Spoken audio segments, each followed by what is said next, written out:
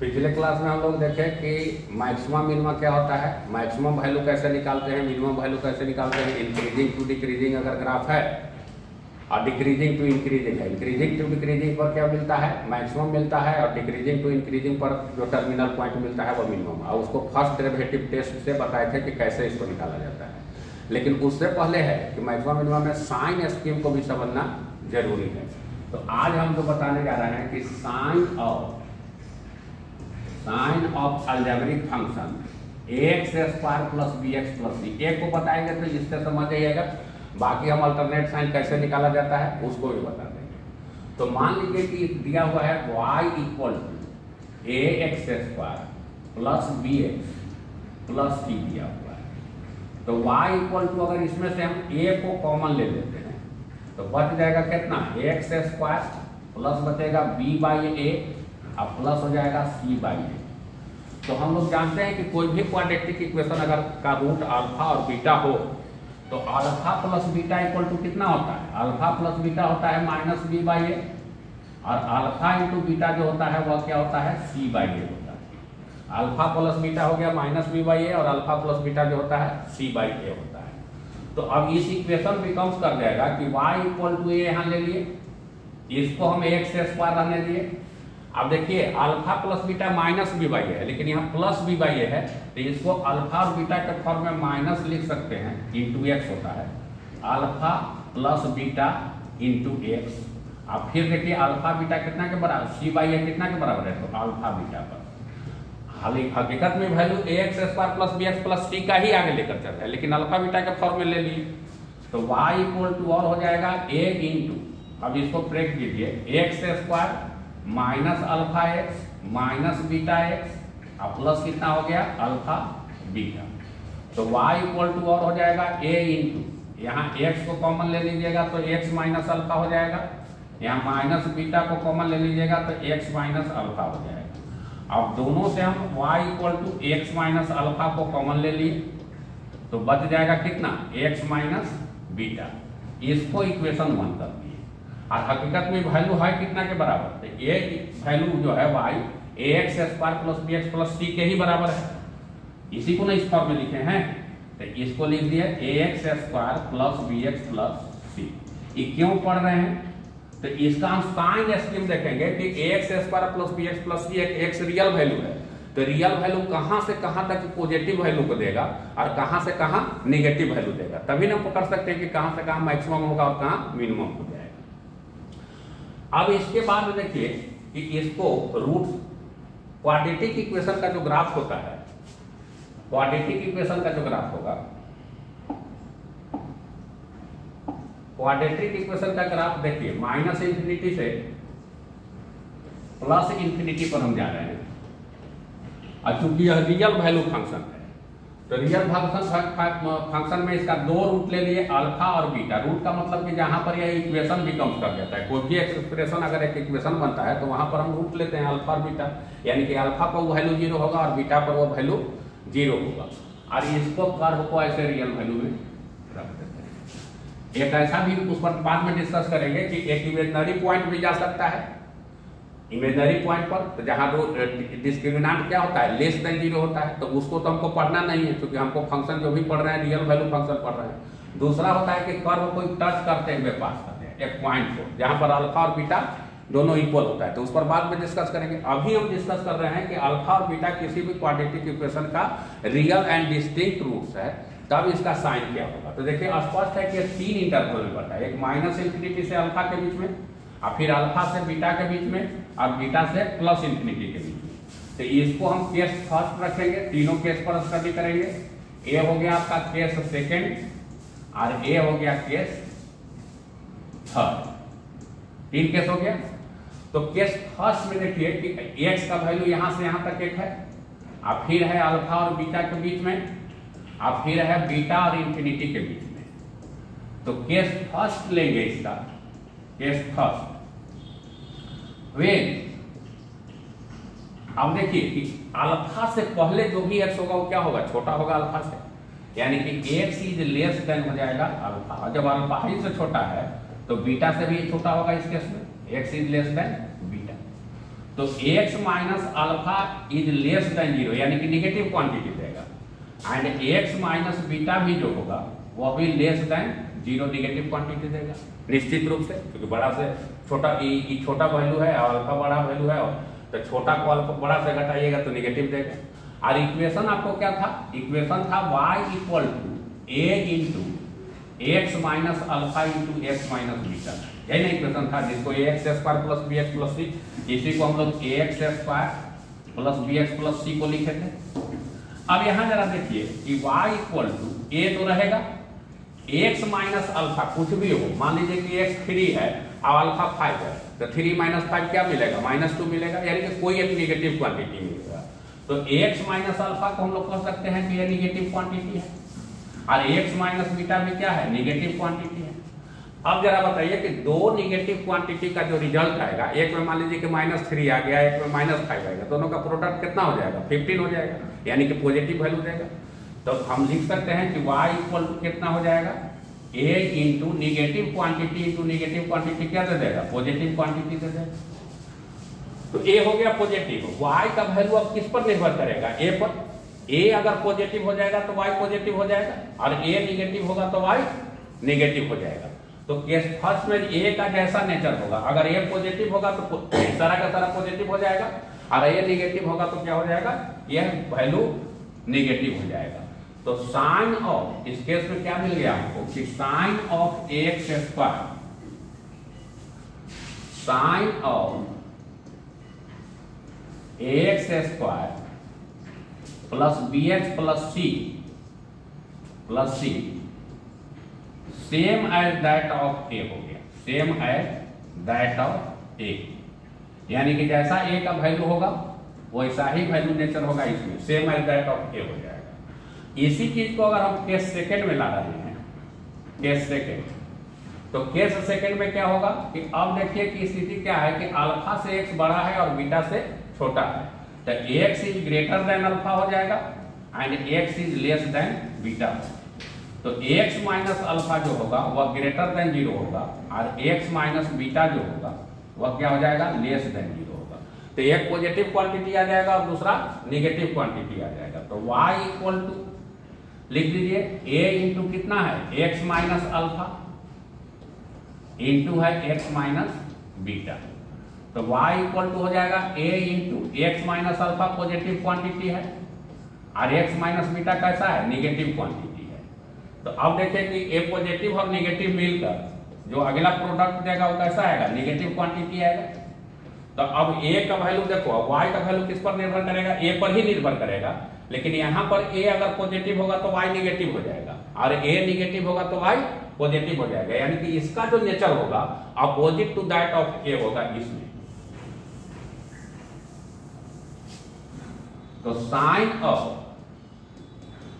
Sign of x square plus b x plus c opposite to that of a हो जाएगा second case में, opposite to that of a इसमें। अब फिर तीसरा केस है कि बीटा से अगर आगे है, यही ना माइनस इंफिनिटी से प्लस इंफिनिटी के बाद रियल नंबर है। तो केस थर्ड में देखिए कि अगर एक्स का वैल्यू बीटा से भी बड़ा है, तो इसका मतलब कि एक्स ग्रेटर देन अल्फा तो होगा ही, क्योंकि अल्फा तो और पीछे है, एक्स ग्रेटर देन होगा, x greater than alpha and x greater than क्या हो जाएगा, बीटा। तो x minus alpha greater than 0 हो जाएगा, और x माइनस बीटा भी क्या होगा, ग्रेटर देन 0 होगा। तो y equal to a into होता है x minus alpha into x minus beta, पहले से ही बताते आ रहे हैं। तो y equal to a into हो जाएगा पॉजिटिव क्वांटिटी, और यहाँ पर भी है क्या, पॉजिटिव क्वांटिटी। तो दो पॉजिटिव का प्रोडक्ट जो मिलेगा हमको वह क्या होगा, पॉजिटिव होगा, यानी कि y equal to a into हो जाएगा पॉजिटिव क्वांटिटी। तो जब पॉजिटिव क्वांटिटी इसको मिल रहा है, तो अब a अगर पॉजिटिव होगा तो y पॉजिटिव हो जाएगा, और a निगेटिव होगा तो y निगेटिव होगा, यानी कि सेम होगा। तो साइन ऑफ एक्स स्क्वायर के थर्ड में जो हमको आएगा कि sign of x square plus b x plus c same as that of same as that of a के अनुसार होगा। इसको अब माइनस इंफिनिटी से प्लस इंफिनिटी पर रख दीजिए। यहां पर अल्फा है, यहां पर बीटा है, और उसके दूसरे तरीका से भी बताएंगे, और इंटरवल में कोई वैल्यू दे दो उससे भी साइन स्कीम निकल जाएगा।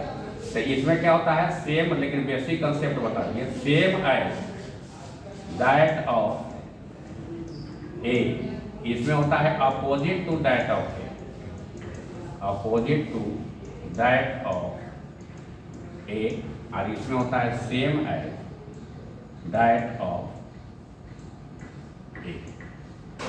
इसको क्वेश्चन पर जब बताएंगे तो और आसान कर देंगे कि ये भी फार्मूला याद रखने की जरूरत नहीं है, इंटरवल में कोई भी वैल्यू पुट करके निकालेंगे, दिखाएंगे तो और आसान कर देंगे। लेकिन एक कंसेप्ट हमको बताना था कि देखो साइन स्कीम ऐसे निकलता है, इसलिए इसको आज के क्लास में इतना ही, फिर नेक्स्ट क्लास में इस क्वेश्चन पर हम साइन स्कीम को और विस्तार से पढ़ाएंगे। पिछले क्लास में, पिछले वीडियो में हम लोग दिए थे कि मैक्सिमम मिनिमम वैल्यू निकालने के लिए फर्स्ट डेरिवेटिव टेस्ट से कैसे निकालते हैं। फर्स्ट डेरिवेटिव टेस्ट में कहाँ से कहाँ किस इंटरवल में वैल्यू पॉजिटिव होगा, किस इंटरवल में वैल्यू निगेटिव होगा, एफ डैश एक्स कहाँ से कहाँ तक ग्रेटर होगा, कहाँ से कहाँ तक लेस होगा, ये पॉइंट को हम निकाले थे और उसको दिखाए थे रियल लाइन पर। तो f dash x greater to less आता है तो वो जो 0 पॉइंट होता है वो मैक्सिमम पॉइंट होता है, और f dash x less to greater होता है तो उसको कहते हैं मिनिमम पॉइंट, वहाँ पर निकलता है। लेकिन एक और है दूसरा टेस्ट जिसको हम लोग कहते हैं सेकेंड डेरिवेटिव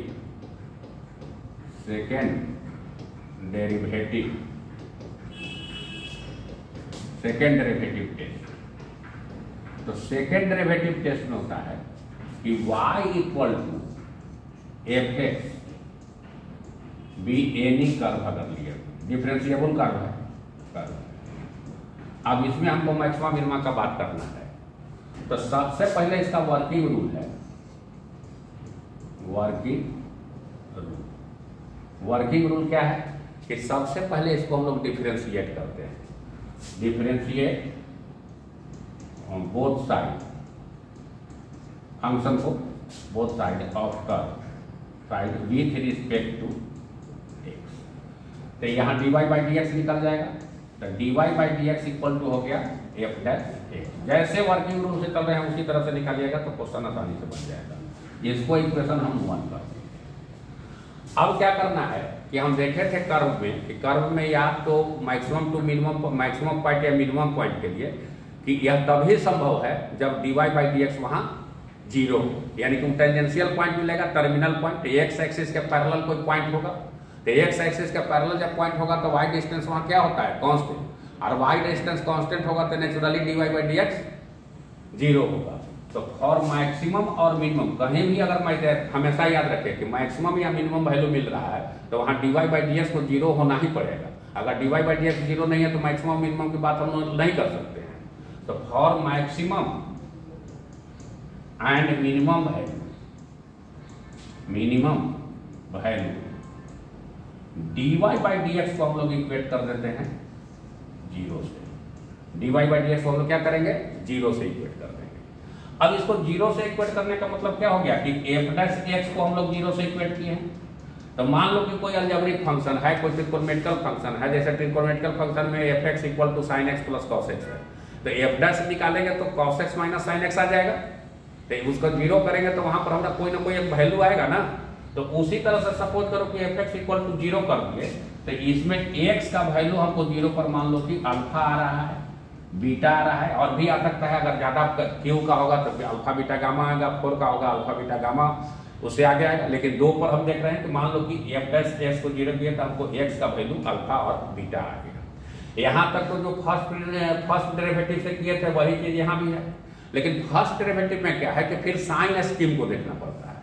सेकेंड डेरिवेटिव में तुमको साइन स्कीम देखना नहीं है, इसमें क्लियर है कि इसमें साइन स्कीम से हम लोग बचते हैं। तो अलजेब्रिक फंक्शन जो है उसमें तो बड़ी आसानी से हम लोग निकाल लेते हैं, साइन स्कीम से निकालेंगे आसानी से निकल जाएगा।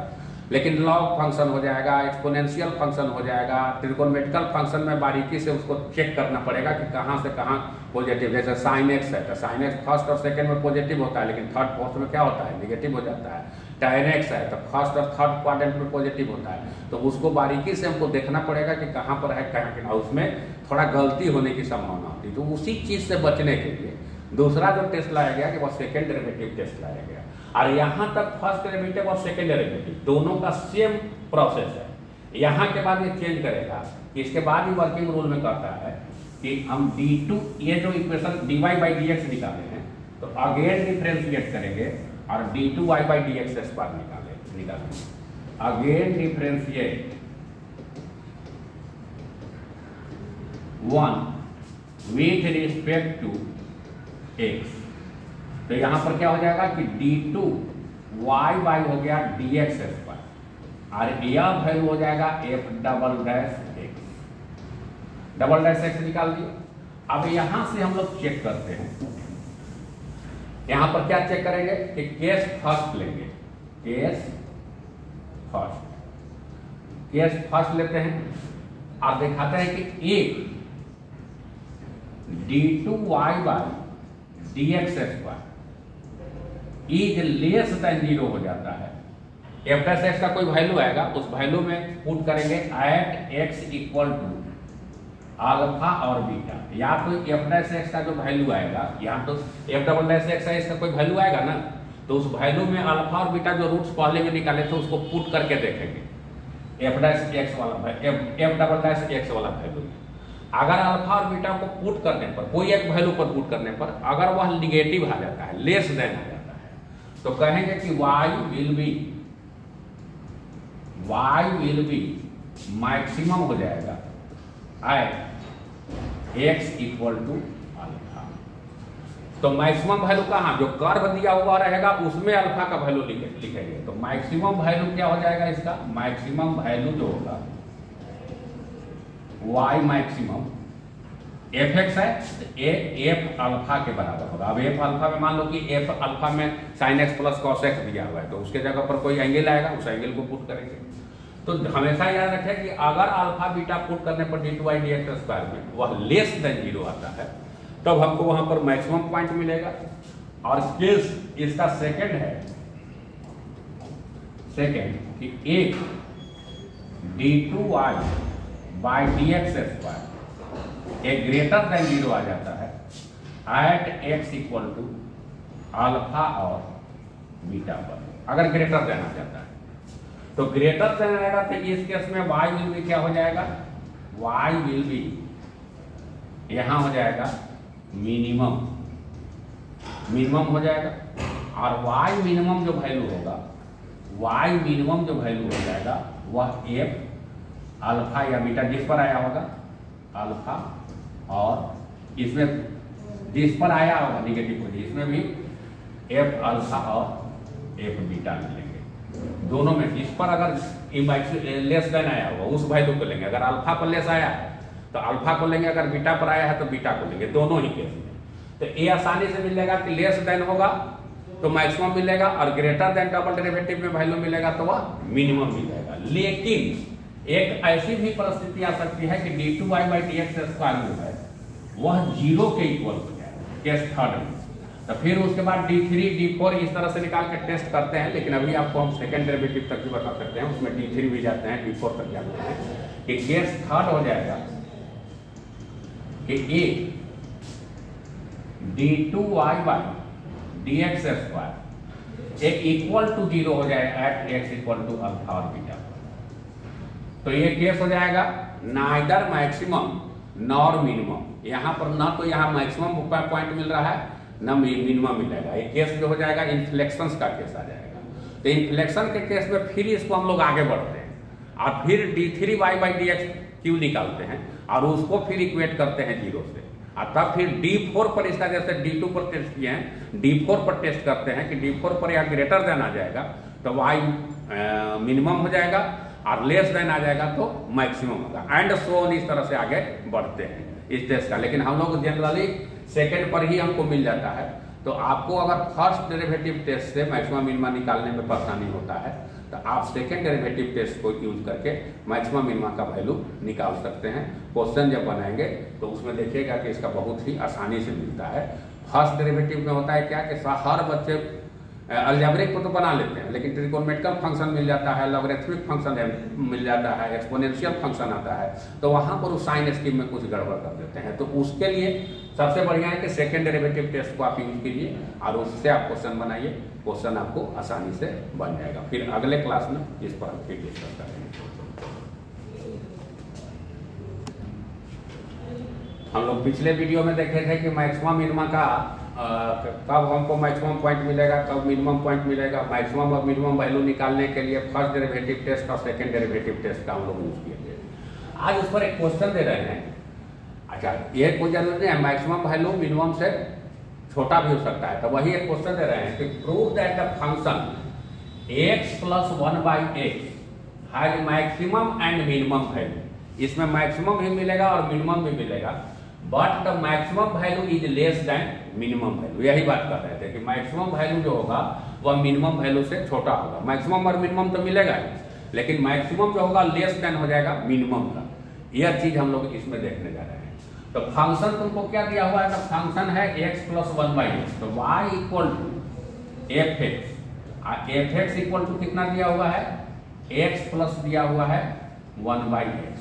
इसका वर्किंग रूल भी पिछले क्लास में बताए थे कि कोई भी फंक्शन का मैक्सिमम और मिनिमम के लिए सबसे पहले dy/dx निकालना जरूरी है। तो इसका dy/dx निकालिएगा, तो dy/dx इक्वल टू ये हो जाएगा dx/dx और प्लस हो जाएगा dx to power -1/dx। dx हो जाएगा, तो dx/dx तो 1 हो गया, और इस पर x टू पावर n वाला फार्मूला लग जाएगा। तो x टू पावर n वाला लगेगा तो हो जाएगा -x टू पावर -2, यानी कि 1/ क्या हो जाएगा? x² हो जाएगा। तो for maximum and minimum value के लिए है मिनिमम वैल्यू। मैक्सिमम और मिनिमम तभी मिलेगा जब इसका dy/dx क्या होगा? 0 का इक्वल हो जाएगा। dy/dx इज इक्वल टू भी 0।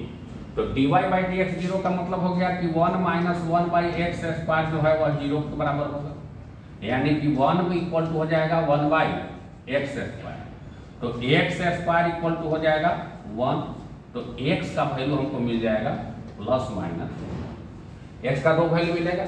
अब यहां से स्थिति 2 है कि आप फर्स्ट डेरिवेटिव टेस्ट से भी बना सकते हैं और सेकंड डेरिवेटिव से भी बना सकते हैं।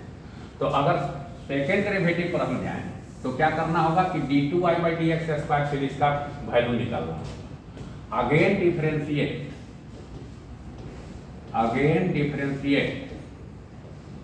Equation 1 with respect to x। तो इसको डिफरेंशिएट कीजिएगा तो d2y/dx² आ जाएगा।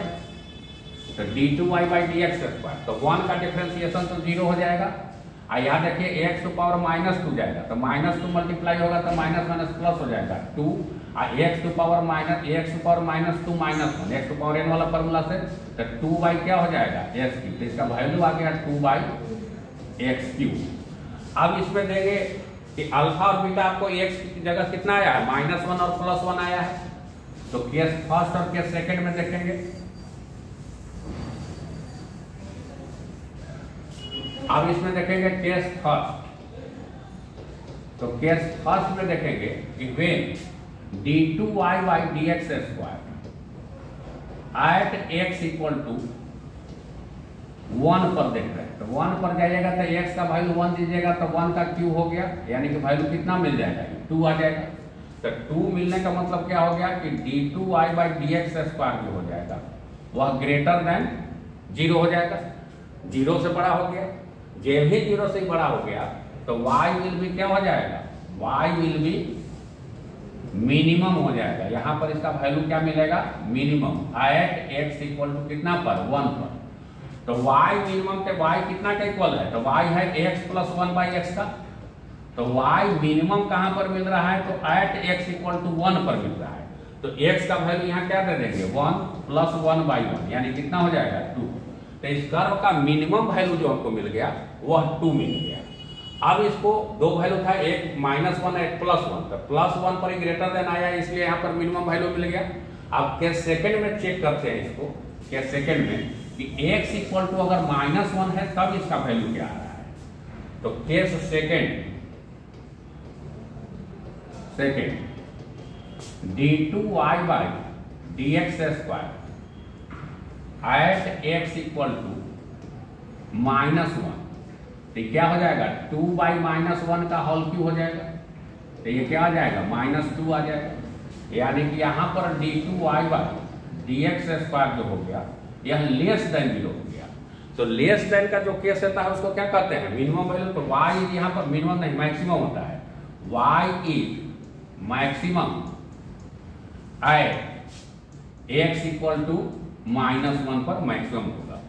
तो y होता कितना है, तो y का वैल्यू दिया हुआ है x प्लस 1/x, तो y मैक्सिमम जो हो जाएगा ये कितना हो जाएगा, x का वैल्यू -1 है प्लस 1/-1 यानी कि -1 -2 आ गया। तो मैक्सिमम वैल्यू हमको यहाँ क्या मिल रहा है -2 और मिनिमम वैल्यू क्या मिल रहा है 2 मिल रहा है। तो क्या मिल गया कि maximum value is less than minimum value मिल गया। तो पॉइंट तो दोनों हमको मिला, मैक्सिमम भी मिला और मिनिमम भी मिला। तो मैक्सिमम पॉइंट जो मैक्सिमम वैल्यू जो मिल रहा है -2 मिल रहा है और मिनिमम वैल्यू जो मिल रहा है 2 मिल रहा है। तो इसका मतलब क्या हो गया कि मैक्सिमम जो वैल्यू है वह लेस देन क्या है, मिनिमम वैल्यू है। तो ऐसा भी ग्राफ हमको मिल सकता है। इस तरह का इसको हम लोग फर्स्ट डेरिवेटिव टेस्ट पर भी बना सकते थे, क्योंकि सेकंड में बनाए कि आप साइन स्कीम से बचिए। नेक्स्ट क्लास में फर्स्ट डेरिवेटिव पर भी आप डिफरेंट टाइप का क्वेश्चन बताने का प्रयास करेंगे। आज यहीं तक, इसके बाद फिर हम नेक्स्ट क्लास में इसको डिस्कस करेंगे।